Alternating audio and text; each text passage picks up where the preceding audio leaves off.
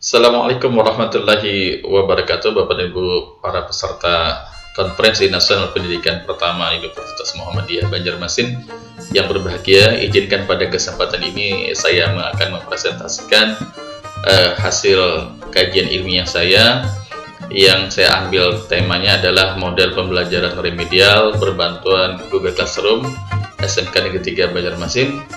Perkenalkan terlebih dulu, saya adalah Ketua Utama, kemudian saya adalah salah satu guru Dewan Guru SMK Negeri 3 Banjarmasin.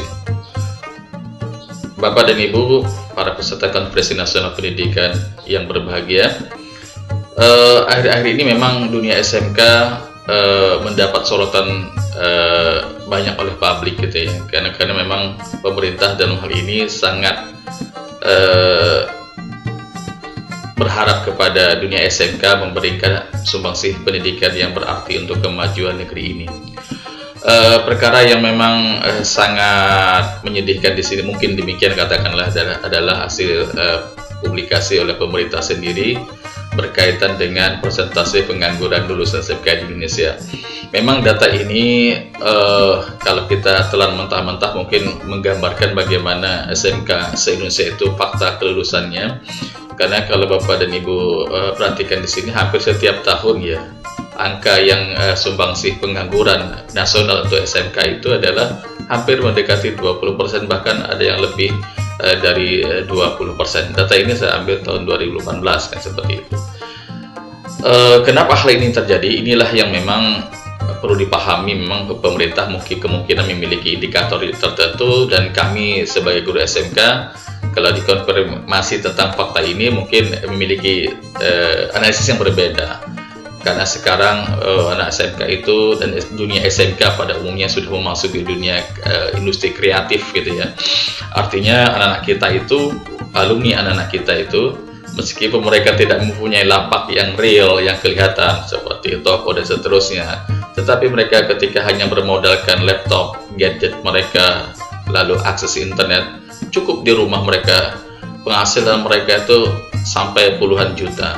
Ini kan memang tak terdetek gitu ya, bagaimana usaha-usaha yang dilakukan. Tetapi industri kreatif itu betul-betul memberikan sumbangsih yang sebenarnya kepada lulusan SMK itu lebih bersinar. Ini kalau kami diberikan konfirmasi, tetapi mungkin pemerintah memiliki fakta yang berbeda seperti itu. Ini artinya apa?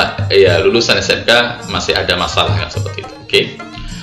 Kalau kita coba lihat ke belakang lagi, lebih fokus kepada kira-kira permasalahan yang dihadapi SMK itu apa. Terlebih lagi misalnya kalau kita kaitkan dengan daya serap UNBK, maka di sana memang secara grafis terlihat dengan nyata memang ada hal yang bermasalah di situ.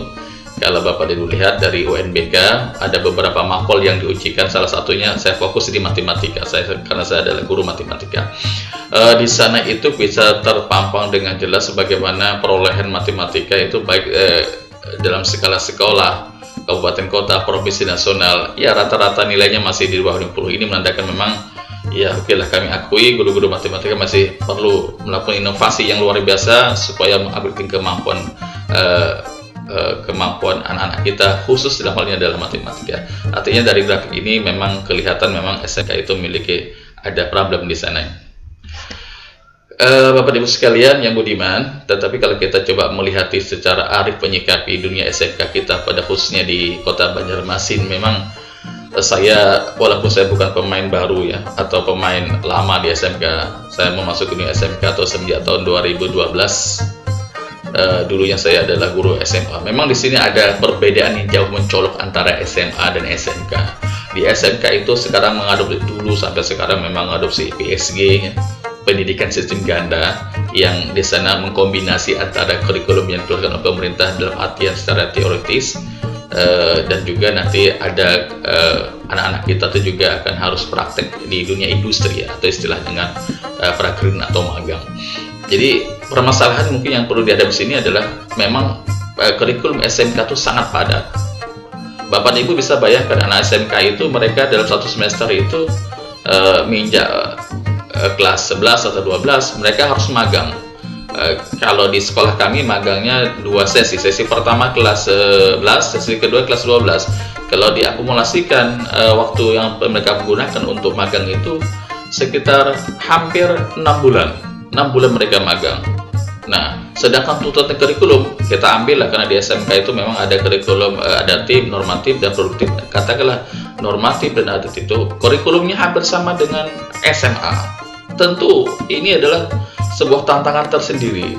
Perkara-perkara seperti ini ya menuntut kami sebagai seorang guru SMK terus berinovasi. Bagaimana caranya memberikan pembelajaran yang bermakna dengan pertemuan yang sedikit, yang relatif ya terbatas ya, karena mereka juga ada magang, tetapi materi itu bisa sampai. Nah, ini ada tantangan bagi kami.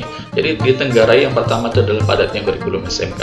Yang kedua adalah persiapan belajar. Persiapan belajarnya karena berkenaan mungkin tidak bisa dihindari juga. Ada motivasi, ada minat siswanya di sana, dan memang kecenderungan anak-anak SMK ya karena mereka ketika milih SMK itu ada sekolah vokasi gitu ya, sekolah skill di sana. Mereka lebih enjoy ketika mereka turun ke lapangan, melakukan praktek-praktek mata pelajaran produktif mereka. Jadi ketika mereka berhadapan dengan maper-maper yang terkategori adaptif, normatif, ya mungkin persiapannya memang ini saya lihat kasus di sekolah kami memang perlu ditingkatkan lagi. Yang ketiga adalah pembelajaran. Tentu hasil pembelajaran tidak memuaskan. Karena apa? Karena memang alat ukurnya standar, alat ukurnya sudah ada. Kemudian ya tadi adanya kepadatan kurikulum, kemudian pembelajaran yang rendah, persiapan pembelajaran yang belum maksimal. Ini tentu menghasilkan hasil pembelajaran yang mungkin belum maksimal. Ini adalah tantangan-tantangan kami sebagai guru matematika di SMK, khususnya di SMK Negeri 3 Banjarmasin.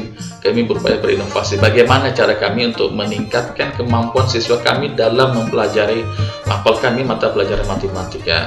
Dalam hal ini adalah bagaimana kami bisa meningkatkan kualitas pembelajaran itu sendiri. Bapak dan Ibu yang mulia, yang berbahagia, sungguh memang kalau kita kaji secara literatur itu banyak rekomendasi-rekomendasi yang diberikan oleh para penelitian, researchers, penelitian-penelitian yang sudah relevan dengan dunia pendidikan, lebih khusus dalam matematika di SMK. Memang luar biasa. Saya menemukan di sana paling tidak ada beberapa hasil penelitian riset yang merekomendasikan untuk meningkatkan kualitas pembelajaran, maka manajemen pembelajaran remedial itu perlu ditingkatkan. Karena ketika pembelajaran remedial itu dikelola dengan sebaik-baik mungkin, itu mampu meningkatkan kualitas pembelajaran. Di luar memang di sini adalah tantangan kami sebagai seorang guru matematika itu adalah bagaimana memanajemen waktu yang tersedia yang terbatas dengan tuntutan kurikulum yang padat, lalu ada pembelajaran remedial, pembelajaran tambahan. Ini adalah sebuah tantangan bagi kami. Oke, ini kami anggap sebagai sebuah obat untuk bagaimana meningkatkan kualitas pembelajaran itu. Yang berikutnya, implementasi ICT. Memang implementasi ICT ini dunia SMK itu hal lumrah, hal yang sangat biasa memang. Karena SMK ada sekolah vokasi, lalu tidak memang pelibatan ICT itu sangat dominan di SMK. Tetapi di sini yang perlu kita pikirkan, yang perlu inovasi, bagaimana mengcombine antara pembelajaran tambahan itu remedial dengan implementasi ICT. Karena dari beberapa riset penelitian, para peneliti itu telah merekomendasikan bahwa implementasi ICT itu berkorelasi positif terhadap kualitas pembelajaran. Nah, dari dua kata kunci ini, pembelajaran remedial dan implementasi ini akan kami akan ramu sebuah treatment dalam berupaya untuk meningkatkan kualitas pembelajaran, sehingga kami sebagai seorang guru sanggup memberikan kualitas pembelajaran yang bermakna kepada siswa-siswa kami yang memang luar biasa. Bapak dan Ibu yang berbahagia, para peserta Konferensi Nasional Pendidikan Universitas Muhammadiyah maksud kami Banjarmasin. Di sini kata kunci yang coba kami akan kombinasikan untuk membentuk treatment tadi. Ada evaluasi, kemudian ada pembelajaran tambahan, kemudian ada kelas maya. Pilihan kami jatuh pada Google Classroom. Kenapa kita bikin kelas maya? Karena memang pembelajaran remedial itu kalau kita lihat alokasi waktu yang diberikan memang tidak sepadan. Jadi kalau kita menggunakan waktu pembelajaran remedial itu pada saat waktu efektif, lagi-lagi kita akan dikejar oleh tuntutan kurikulum yang satu sisi memang menghendaki itu tersampaikan kepada siswa. Maka salah satu solusinya adalah bagaimana kami sebagai seorang guru itu melakukan pembelajaran tambahan mengintervensi ICT dengan menggunakan Google Classroom nanti lewat kelas maya. Tentu nanti siswa yang mengalami akan mendapatkan treatment pembelajaran tambah itu terlebih dahulu nanti akan dievaluasi, lalu nanti dicek cross dengan KKM-nya, kriteria ketuntasan minimalnya. Kalau kami di SMK Negeri 3 Banjarmasin, KKM matematika itu adalah 70. Ini coba kami kombinasi Bapak Ibu sekalian. Tujuan dari penulisan karya ilmiah ini sebenarnya kami ingin mendeskripsikan kepada Bapak Ibu sekalian, juga kepada rekan-rekan guru, bagaimana kita meningkatkan kualitas pembelajaran remedial itu dengan implementasi Google Classroom. Ini yang tujuan kami.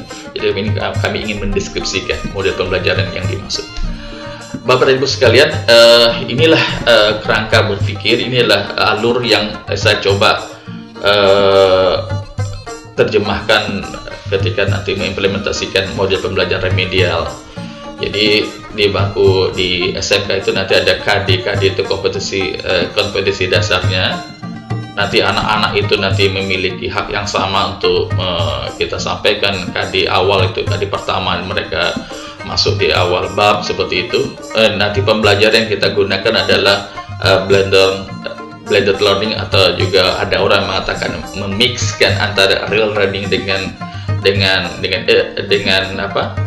e-learning, dan hal ini adalah Google Classroom. Jadi kita pilih mengkombinasikan ini. Jadi siswa itu nanti akan kita coba sampaikan pola pembelajaran seperti ini dengan blended learning. Dan setelah itu nanti satu kali awal kita sampaikan materi, kita diskusi kepada anak sudah selesai dengan menggunakan dua pendekatan pembelajar ini. Maka ke berikutnya kita ingin mengetahui, mengevaluasi pembelajaran, kualitas pembelajaran kita adakan tes di sana. Maka di sana akan dilihat, dicek cross kemampuan nilainya, apakah nanti KKM, di atas KKM atau di bawah KKM. Yang di atas KKM nanti dia akan lanjut ke KD berikutnya. Sedangkan siswa yang masih belum memenuhi kriteria minimal untuk mapel matematika, maka nanti ada treatmentnya adalah nanti pembelajaran remedial dengan menggunakan kelas maya. Di kelas maya nanti akan disampaikan pembelajaran tambahan. Tentu tidak akan kita menggunakan waktu efektif, tapi kita menggunakan waktu tambahan berupa kelas maya. Di sini nanti kita akan adakan coba terapi pembelajaran tambahan kita yang mungkin belum mencapai KKM. Nah, setelah itu nanti kita akan evaluasi, cek terus dengan KKM-nya. Seandainya nanti sudah di atas KKM, minimal KKM nilainya, maka dia akan berhak lanjut ke KD berikutnya, kompetensi dasar berikutnya. Ketika dia masih ada masalah, maka kita treatment lagi dengan menggunakan kelas maya atau melalui model pembelajaran remedial. Inilah alur berpikir ketika kami mencoba mencetuskan ide bagaimana memberikan solusi terhadap permasalahan terhadap keterbatasan waktu dan melakukan treatment pembelajaran jarak jauh dengan menggunakan Google Classroom. Sehingga kesimpulannya Bapak Ibu sekalian yang berbahagia, dari model yang kami lakukan itu adalah alur berpikir sederhananya adalah siswa akan dikumpulkan, diberikan pelajaran dengan blended learning, kemudian nanti akan dievaluasi, kemudian dicek cross dengan KKM, kemudian ketika siswa sudah tuntas maka akan lanjut ke KD. Sedangkan siswa yang masih belum tuntas akan kita berikan pembelajaran tambahan dengan menggunakan pembelajaran jarak jauh menggunakan Google Classroom. Yang ini kami lakukan terus-menerus, mudah-mudahan nanti akan mampu meningkatkan kualitas pembelajaran terutama di SMK Negeri 3 Banjarmasin. Demikian Bapak Ibu sekalian, mudah-mudahan apa yang kami sampaikan ini mampu memberikan sumbangsih kepada manfaat kepada sekolah kami dan pada rekan-rekan guru yang memiliki masalah yang sama. Demikian, mudah-mudahan bermanfaat. Terima kasih banyak atas perhatian. Billahi taufiq wal hidayah. Assalamualaikum warahmatullahi wabarakatuh.